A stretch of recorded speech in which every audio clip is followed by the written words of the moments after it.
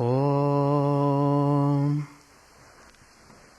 Stavakaya Dharmasya Sarvadharmaswarupine Stavakaya Dharmasya Sarvadharmaswarupine Avatara Varishtaya Ramakrishna Te Namaha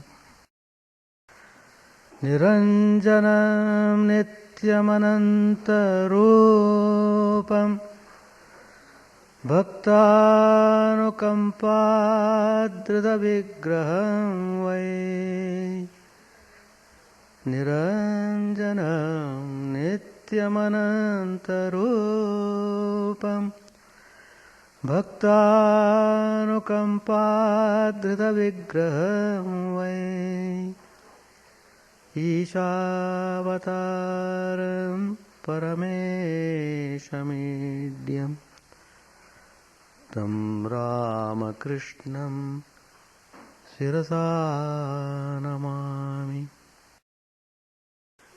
Let us bow down to Sri Ramakrishna, the embodiment of all religions, the Supreme God Incarnate,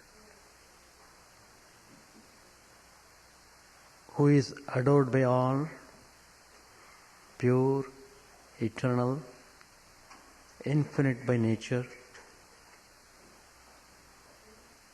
Out of His infinite grace on the devotees, the Divine Supreme has assumed a human form in the form of Sri Ramakrishna. Let us bow down to Him. Let us try to dwell upon the personality of Sri Ramakrishna. Let us offer our salutations to Sri Ramakrishna, the embodiment of all religions, the Supreme God Incarnate, who came to establish religion universal. Let us pray to Him to lead us from the unreal to the real, to lead us from the darkness of ignorance to the light of knowledge, to lead us from death to immortality. Today's topic I have chosen, great teachings. All the spiritual masters have imparted teachings in a very effective way through parables and the activities in daily life. So all these stories given by Sri Ramakrishna, we are all experiencing them in one way or other in the life. The point is, we are not focusing properly on the significance of these things happening to us in our day-to-day life. Every day is a class for us to take lesson. Life is meant for making us perfect. Life is meant for to experience the truth, and life is meant for doing spiritual practices to unfold the spiritual potentialities in us. Everyone has that potentiality, but it requires kindling of that potentiality, awakening of that potentiality. And that is done by spiritual masters. So whenever we happen to come in contact with men of great spirituality, our life becomes transformed, because our potential divinity gets awakened. We are open to the truth, and we feel immensely peaceful and happy in practicing spirituality. So, from this point of view, we should look upon every day as a blessing for us.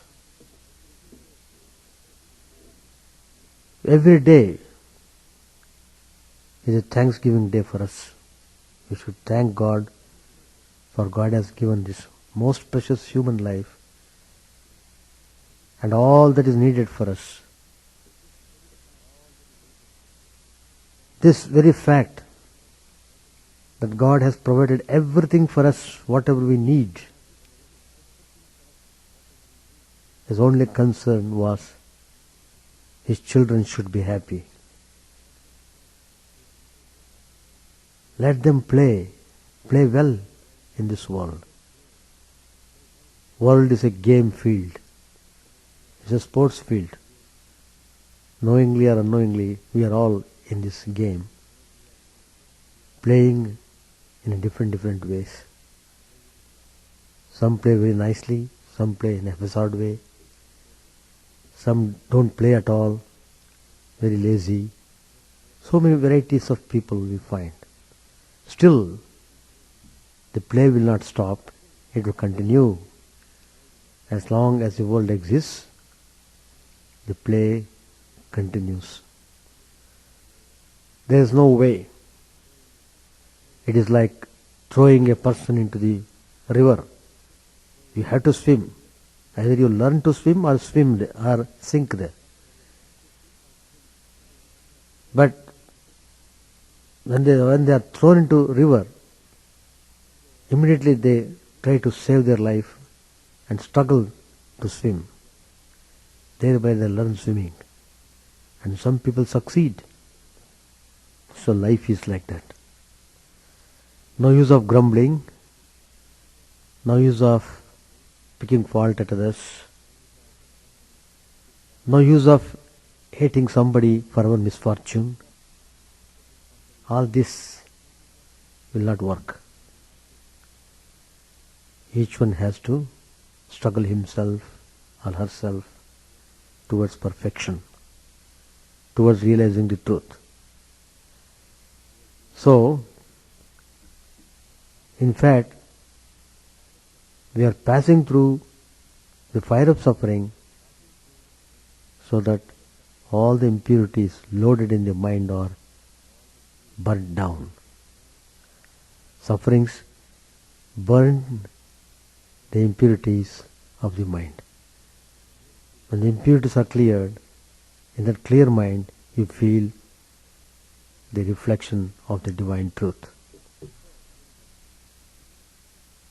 So, that's the way we should understand.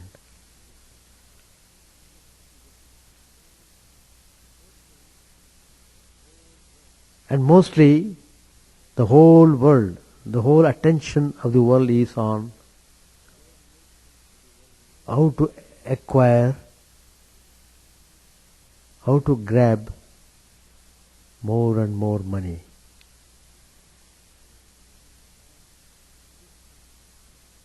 And this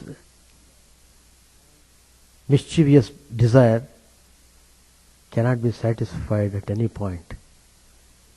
The more he earns, the more he gets money, the more he wants. More and more he wants. In fact, his greed is multiplied to have more. He must become the most rich person in the whole world. Then he thinks, this is not enough. I must become more rich than all the creation of the world. Like that, people keep on dreaming and dreaming towards gaining more and more wealth. Why is it so? The reason is very simple. Money is the greatest attraction for a person who is deluded in this world. Maya means lust and gold. The terrible attraction towards lust, terrible attraction towards wealth are the signs of Maya. That means in this world, wealth is revered very highly. It is highly respected. The most honored in this world is wealth. Regarding this, there was a very interesting episode. One day, Goddess Lakshmi, the goddess of wealth, was talking with the divine consort, Lord Narayan. She was just speaking in a very light way. She pointed out to Narayan, "Oh Lord, do you notice? The entire world is adoring me. Not even 1 in 100. Why? Not even 1 in 1,000,000 is worshipping you. Their attention is not upon you at all. Their whole attention is upon me. They want to adore me as much as they want to.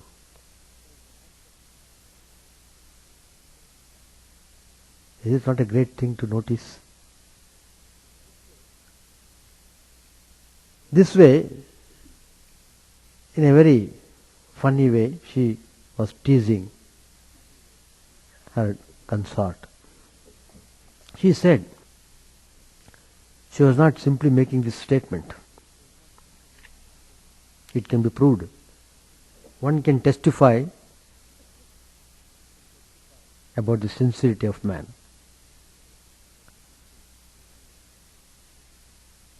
So she made a plan. It is best to discover for ourselves how true the facts are. Come, O Lord, let us go into this world and find out the exact truth. Is it a fact that people's attention is wholly on the wealth and not on realizing the divine? So,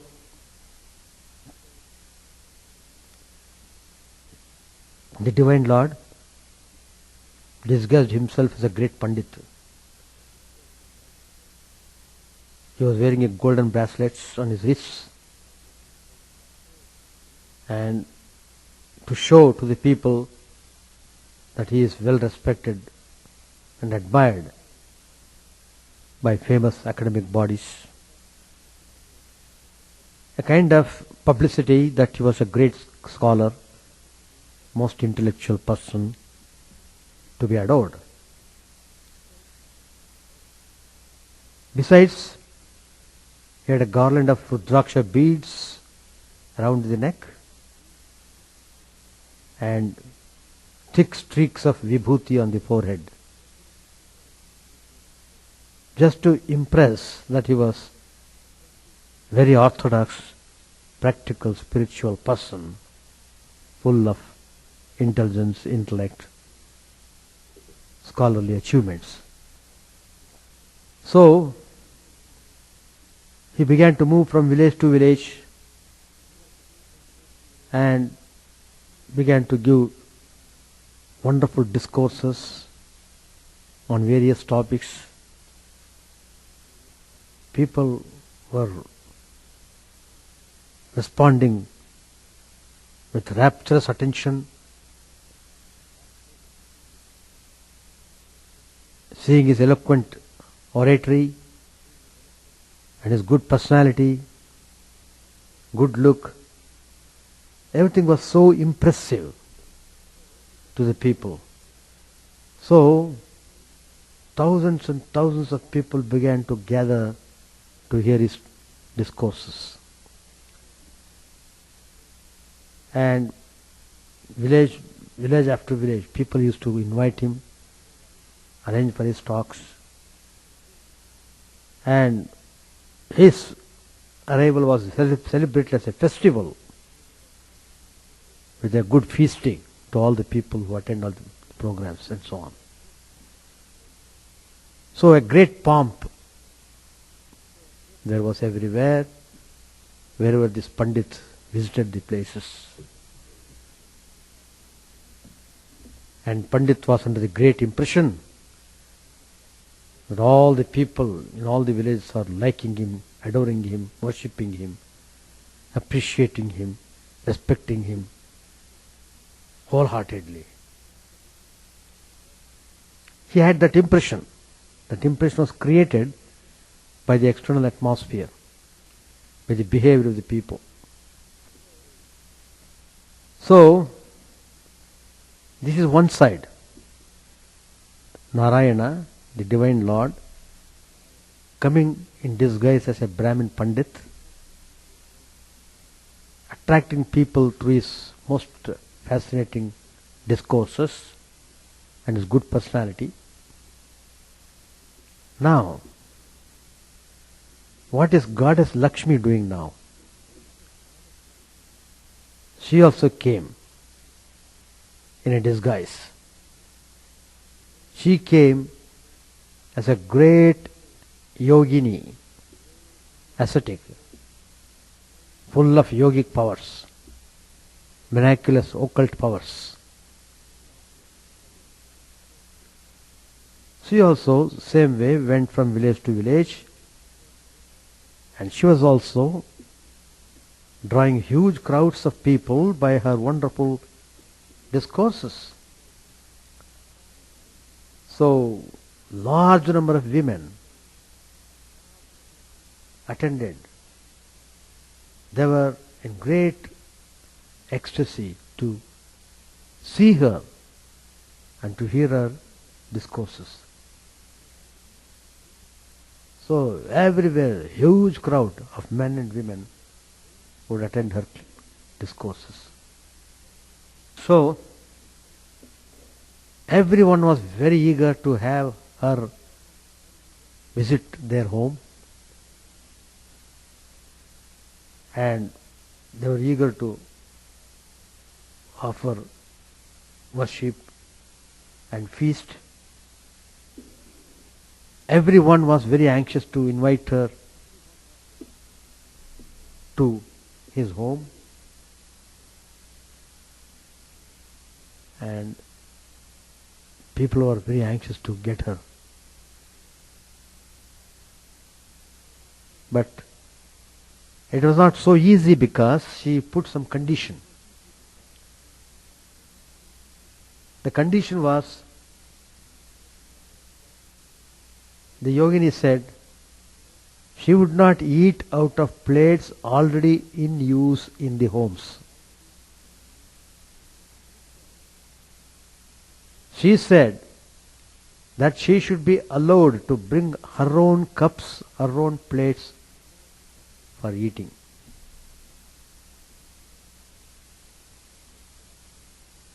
So the people were so anxious and so eager to have her in their home, they immediately accepted this condition. Doesn't matter if we give our plates. Let her bring her own plates, doesn't matter. Let her visit our home. So every place, all the women were rushing to invite her to their place. So accordingly the yogini went to her home, took out from the bag she had with her a golden plate, a few golden cups, and a golden tumbler, all gold, for eating and drinking purposes. So she spread out all this herself for various items of the menu. Everything should be gold. Accordingly, she had her own gold plates and cups. When the eating was over, what she did was, she left the place, leaving all those golden articles to be taken out by the host as a gift, as a prasad. She doesn't want to take all these gold plates, etc., well, back to her own. So, but next day what she would do? She had her own new set for each day. So this news spread like wildfire. Everybody was surprised. What? What is a miracle?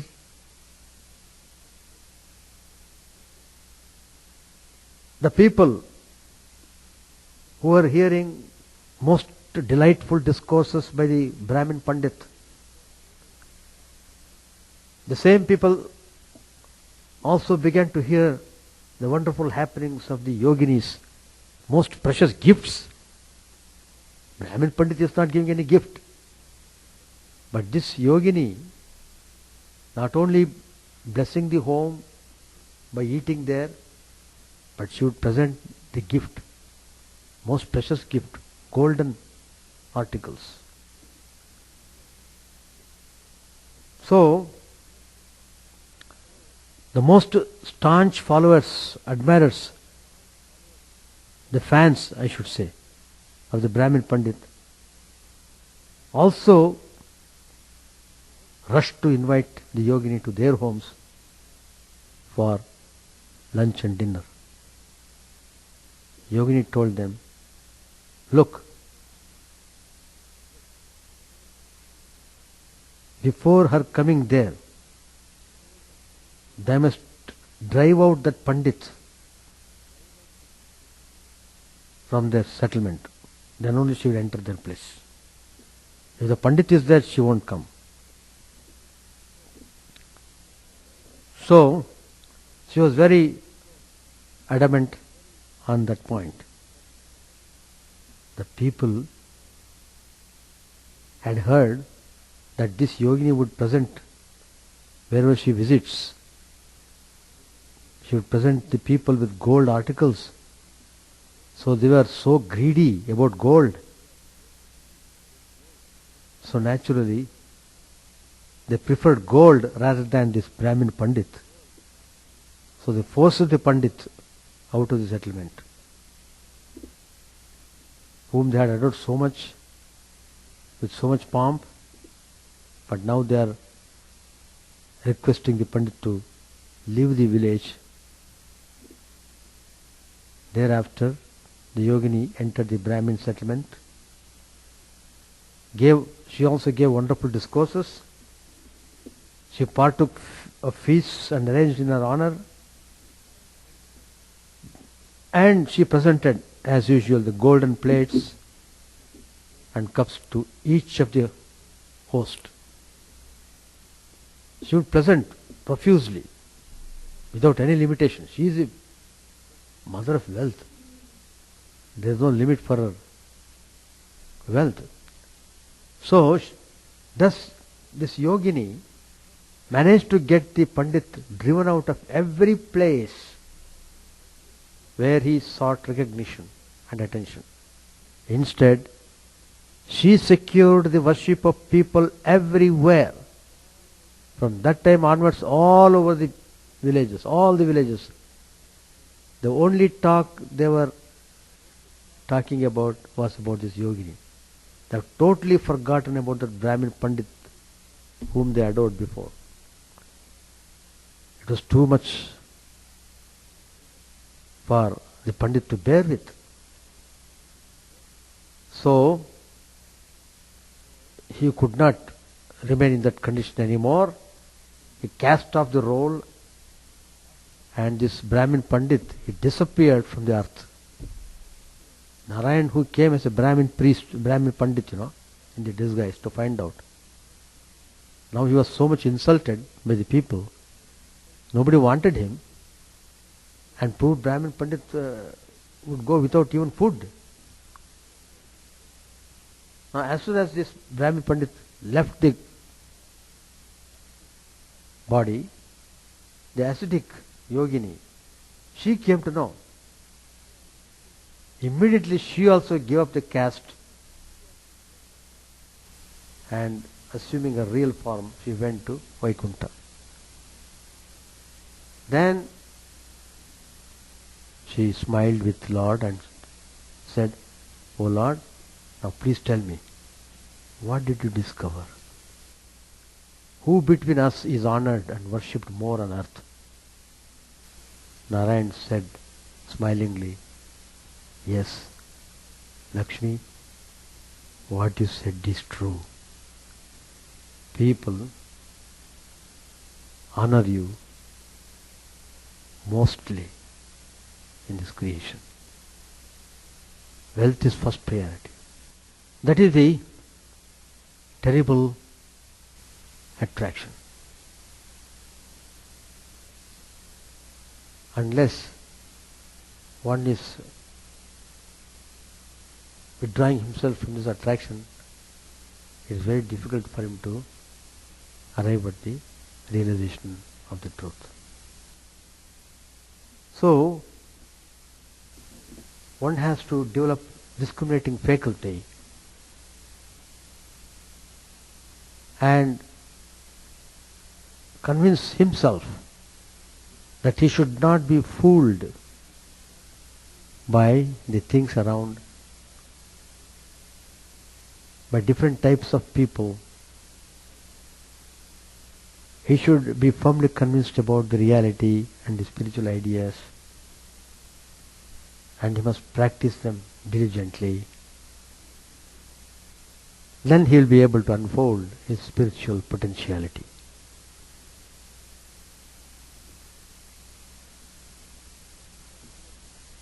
Once Swami Vivekananda, while wandering from place to place, he came to a certain village and began to give a discourse on spiritual values. People recognized him as a great monk and a profound scholar. So they were all so much drawn towards his most wonderful, uplifting talks. With rapt attention, they would hear him non-stop. The people would hear Swami Vivekananda's discourses. It went on for 3 days.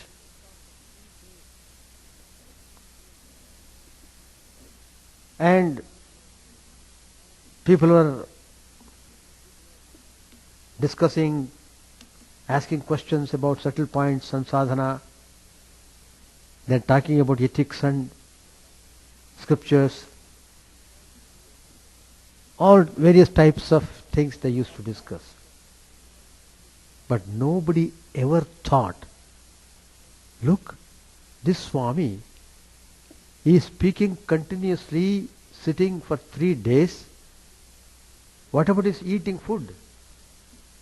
Nobody ever thought of inquiring that.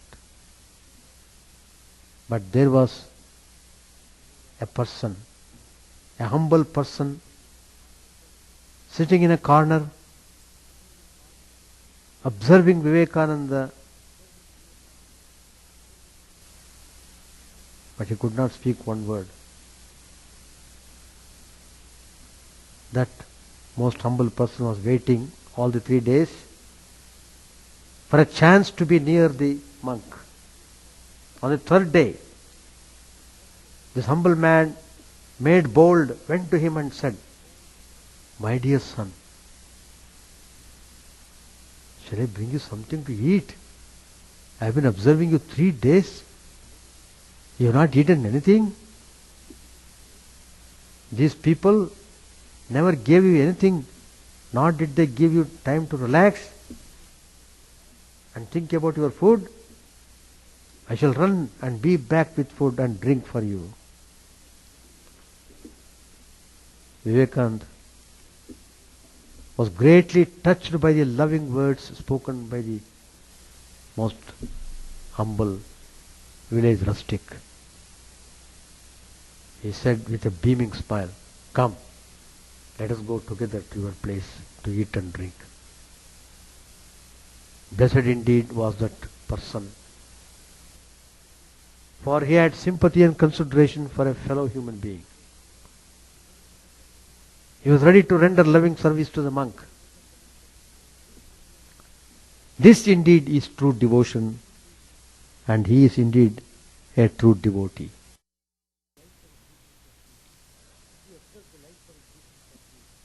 If we observe the life and teachings of the great persons, you understand so many things. But the point is, we don't read properly with attention. We should definitely read some good books like this to inspire your life, to guide you in spiritual moral values. It's very important. If you really like it, you can find time. So time is always there. Only liking should be there. If you like it, you can do it.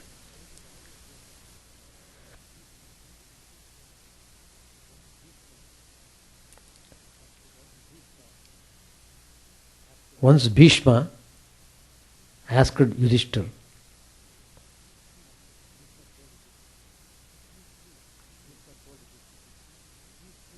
Bhishma told Yudhishthira, these two, namely, one that provides for the future and one possessed of presence of mind, always enjoys happiness. The man of procrastination, however, is lost.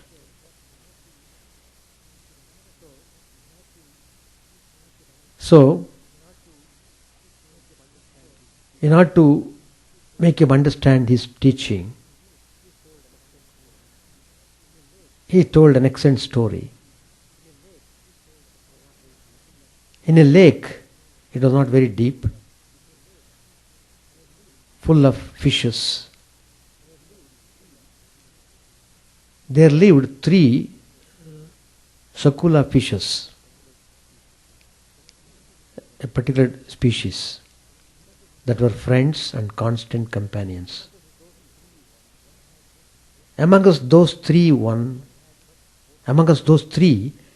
had much forethought and always liked to provide for what was coming. The second one was possessed of great presence of mind. The third was procrastinating. One day, certain fishermen coming to that lake began to bail out its waters to a lower ground through diverse outlets. Seeing the waters of the lake gradually decreasing, the fish that had most foresight, addressing his 2 companions on that occasion of danger, said, "Warned, see, a great danger is about to overtake all the aquatic creatures living in this lake. So let us speedily go to some other place before our path becomes obstructed. He that resists future evil by the help of good policy never incurs serious danger." Let my counsels prevail with you. Let us all leave this place. That one amongst the three who was procrastinating answered, "It is well said. There is, however, no need of such haste. This is my deliberate opinion." Then the other fish, which was noted for presence of mind, addressed his procrastinating companion and said, "When the time for anything comes, I never fail to provide for it according to policy." Hearing the answers of his two companions, he of great forethought and considerable intelligence immediately set out by a current and reached another deep lake. The fishermen, seeing that all the water had been bailed out, shut in the fishes that remained by divers means. Then they began to agitate the little water that remained, and as they began to catch the fish, the procrastinating Shukula was caught with many others. When the fishermen began to tie to a long string the fishes they had caught, the Shakula, who was noted for presence of mind, thrust himself into the company of those that had been so tied, and remained quietly among them, biting the string. For he thought that he should do it to give the appearance of being caught. The fishermen believed that all the fishes attached to the string had been caught.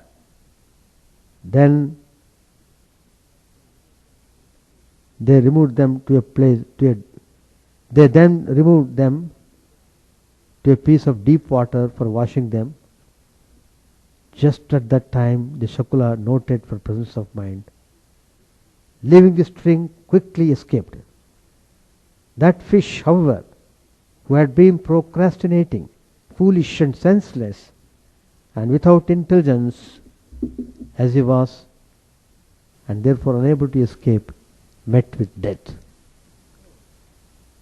So, everyone meets with destruction like the procrastinating fish, who from want of intelligence cannot divine the hour of danger.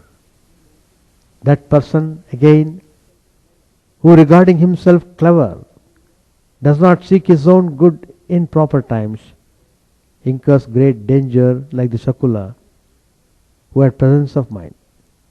Hence these two only, he that has much forethought and he that has presence of mind, succeed in obtaining happiness. He, however, that is procrastinating meets with destruction. Divers are the divisions of time. So time is very precious.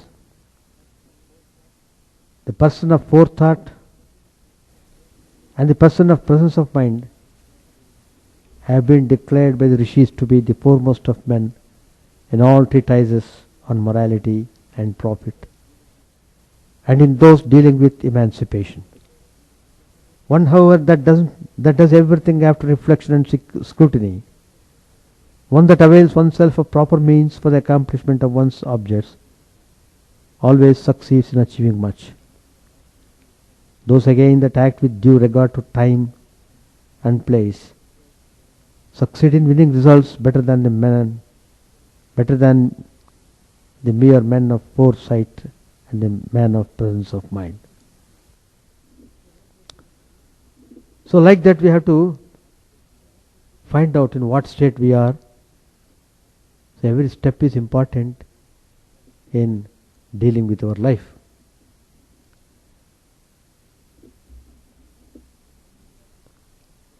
Another important character which we find in this world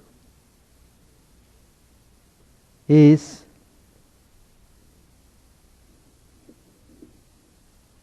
people criticize for anything, whether good or bad, in whatever way you do, whether you do good, whether you do bad, whatever way you do, people criticize. So that is the nature of the world. So what should be done? You go and do whatever that is best to be done. Be with it. That's the lesson. In order to teach this lesson, an incident is told. Once Shiva, Parvati and their vehicle Nandi, bull, they went for riding. The Lord had taken the form of an old man, while Parvati remained young and beautiful. On the road, all passers-by looked on with amazement at this very odd couple. Why odd? Because old man and a young woman.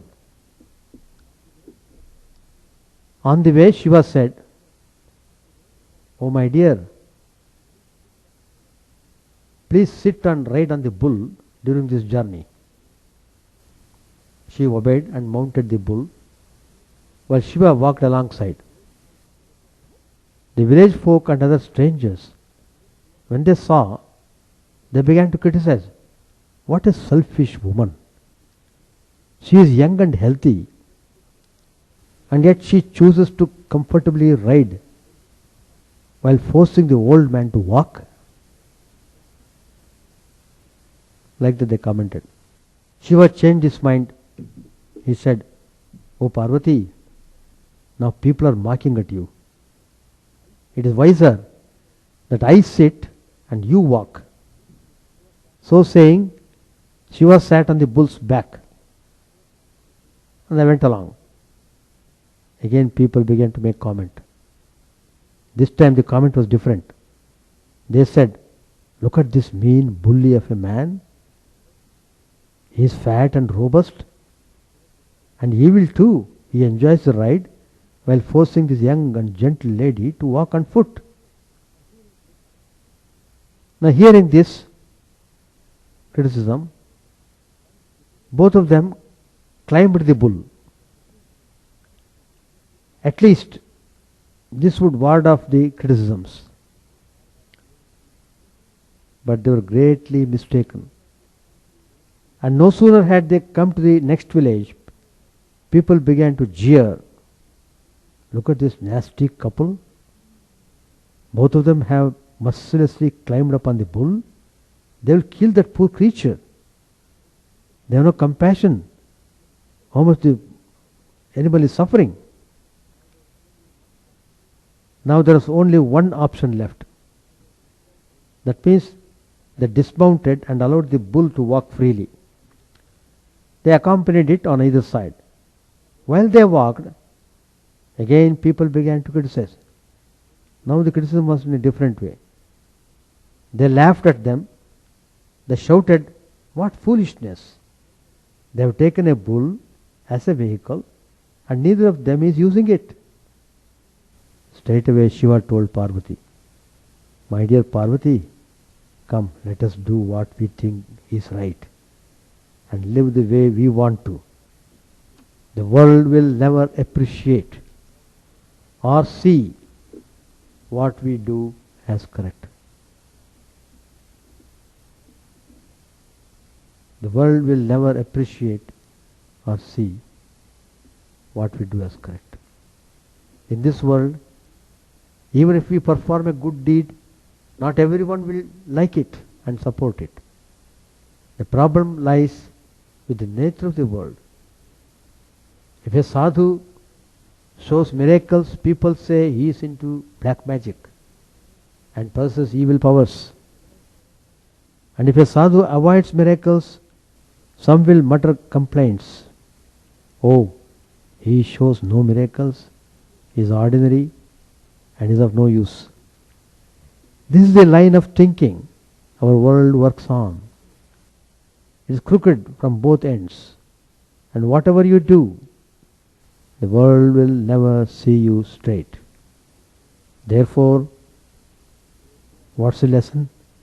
Pay no attention to the words of the worldly people and continue to devoutly worship God. That's the way. People are people. One has to use one's own wisdom. Now, who is the wealthiest person?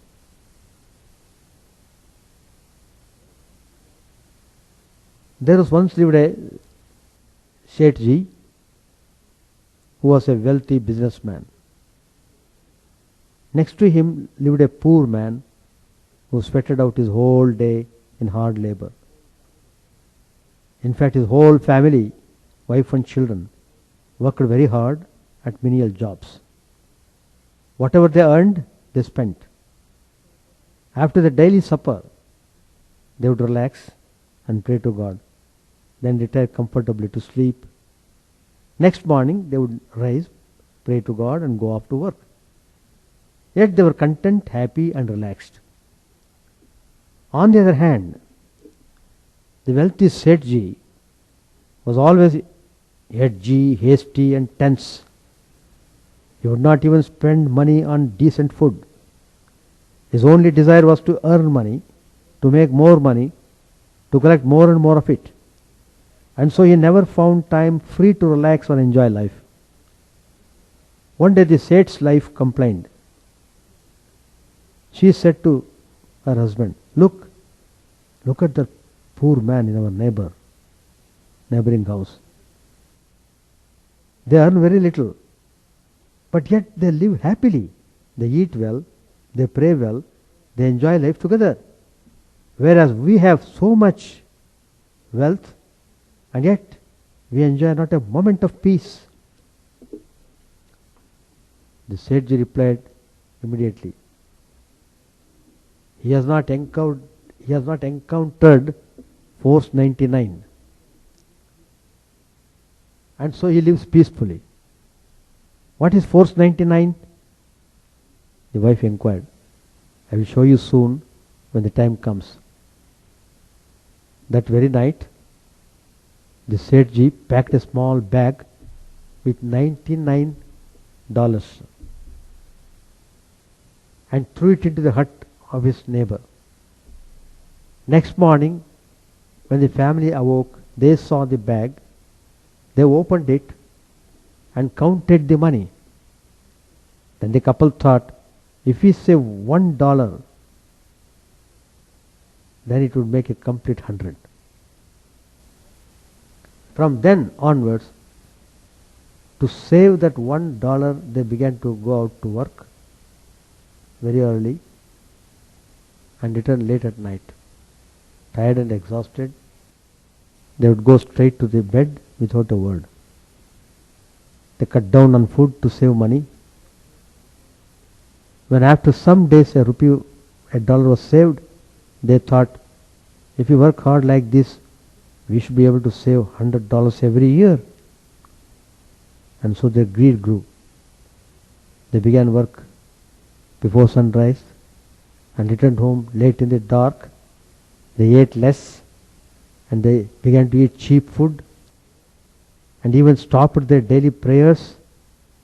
The Sethji's wife noticed this.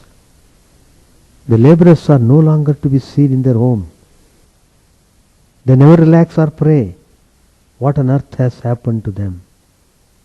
She asked. The Sethji explained. Did they not tell you that when force 99 hits you, this happens? They have just been struck by force 99. If we are struck by force 99, the drive to just earn money, to gather more and more, we lose our peace. Hence, who is content and satisfied is the wealthiest of all. Contentment is the greatest wealth. Contentment, trupti. One should cultivate the quality, the virtue of trupti.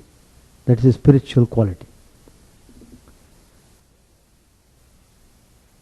There was a Muslim prince whose name was Ibrahim in a small kingdom in Persia. Ibrahim was very pious and spent many hours a day at prayer. He said, his prayers in a beautiful gem-studded chapel of his palace. One day while praying, he heard a terrible noise above him on the roof. It sounded like the clattering of horses' hooves. Rushing out, he looked up to the roof and sure enough, there was his palace guard, 20 men on horseback. In such countries, the roofs usually are flat. "What in the world are you doing up there?" Ibrahim shouted. "Your Majesty," yelled the captain of the guard, "we are searching for our camels that have wandered away." "But why, O fools, are you searching camels on the palace roof?" asked the prince. "We are only following the example of your Majesty, who seeks for God while living in all the luxuries and power of a royal palace," came the reply. The prince also had a charitable nature. He arranged a place where wandering beggars and holy men could come and receive free food and drink on all the porches of the palace. This facility closed, however, at nightfall, and no one was allowed inside the palace after dark. One day a tall, strong man of radiant appearance arrived just at sunset and asked for food. When he had eaten his fill, he told the guard that he had nowhere else to stay. He wished to spend the night in the screened porch. The guard told him it was against the rules and asked him to leave at once. "I demand to see the master of this rest house, and I will not leave until I do," said the stranger. "This is not a rest house, and His Majesty is saying his prayers," the guard replied. So the argument went on until finally the servant went to the door of his master's chapel and knocked. "There is a beggar on the porch, sir, who calls the palace a rest house and refuses to leave. He insists on speaking to your Majesty." The prince was astonished. "Let me just go and hear this madman." He went out to see him. They met, the prince and the beggar.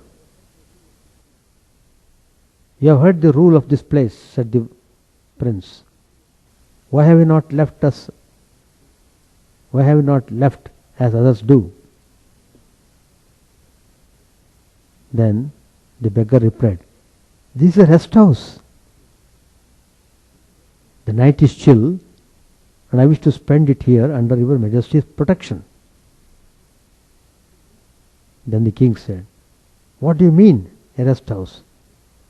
Do you not see that it is a palace?" Then the beggar asked, "Did you build the palace?" The king said, "Certainly not, I have not, but I have inherited it." "Did your father build it then?" "No, not even he. His father's father built it long ago. And each of these has come and gone, passed through this palace and out of it again." "Of course," said the prince impatiently, "and you too will do the same. Yet you say it is not a rest house." The eyes of Ibrahim's understanding were opened. He brought the wise man into the palace, and the two talked long into the night. When Prince Ibrahim one day looked from the palace window, he saw near the brook a beggar dressed in rags, weary and hungry, pulling from his knapsack a chunk of stale bread. The man dipped this in the water and sprinkled some salt on it and hungrily devoured it. Then he lay down on the hard ground and fell asleep. After some time Ibrahim sent a messenger to ask the man to come and meet him in the palace gate. The beggar, in wonder, stumbled to the gate. The prince asked him if he had eaten to his satisfaction. "Praise Allah, sir, I did. Then he was asked if he had slept peacefully on the ground. Indeed I did, sir, for I have no worries. Thanks be to God.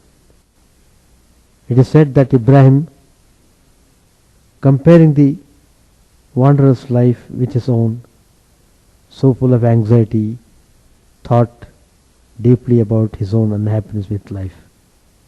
That very night he changed his royal robes for cast-off rags, and leaving his family and palace, went out to a life of poverty and wandering. So this way there are many ways of seeing things and learning and improving our life. So that zeal for realizing the truth must be there. That's very important. Without that strong aspiration for the realization of the truth, you can't work out anything. So it is very important to know what should be our goal, what are the practices to be done, and how to apply them in our daily life. And spiritual practice must be accompanied by sincerity, love and devotion. We must cultivate love and devotion towards God. Love is given to us. Nobody is a stranger to love. But our love is misdirected. Our love is directed towards the things of the world, towards unreal things.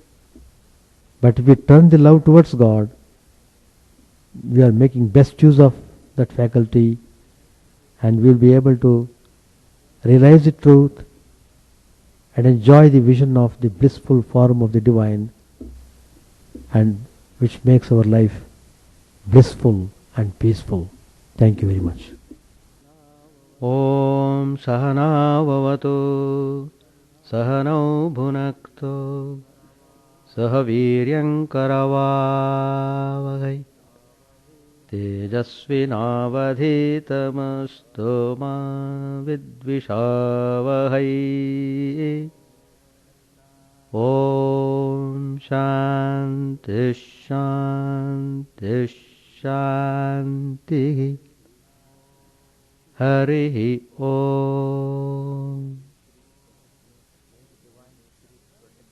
May the Divine Spirit protect us, guide us, give us strength and right understanding. May we not hate one another. May love and harmony be with us all. Peace, peace, peace be unto all. May the Divine Lord protect us. May He nourish us. May we work in harmony with great vigor. May our study be illuminating and fruitful. May we not hate each other. Peace, peace, peace be unto all.